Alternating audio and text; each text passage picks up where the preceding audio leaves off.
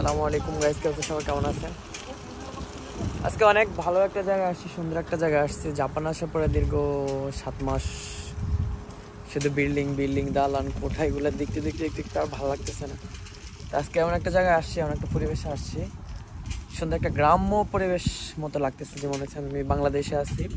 বর্তমানে হিমছড়ি বা খাগড়াছড়ি, বান্দরবন এইসব জায়গায় ঘুরতে গেছি। সো ওই রকম একটা ফিল আসতেছে। আসলে এই জায়গাটা আসতে অনেক দূর পরিশ্রম করে আসতে হয়েছে, সাইকেল চালায়া অনেক দূর। সো চলেন আপনাদেরকে জায়গাটা একটু এক্সপ্লেন করাই এবং দেখাই কেমন লাগতেছে জায়গাটা। সো দিস ইজ গ্রাম্য সাইড। এমন একটা জায়গায় আসছি আমি আর আমার ফয়সাল, দুইজন আসছিলাম। সো এই জায়গাটা দেখে আসলে আপনাদের কেমন মনে হইতেছে? গ্রাম্য একটা পরিবেশ মনে হইতেছে না?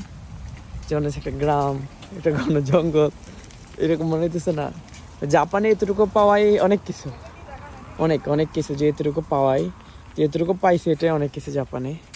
সো একসাথে এতগুলো গাছ একসাথে দেখা যায় না সচরাচর।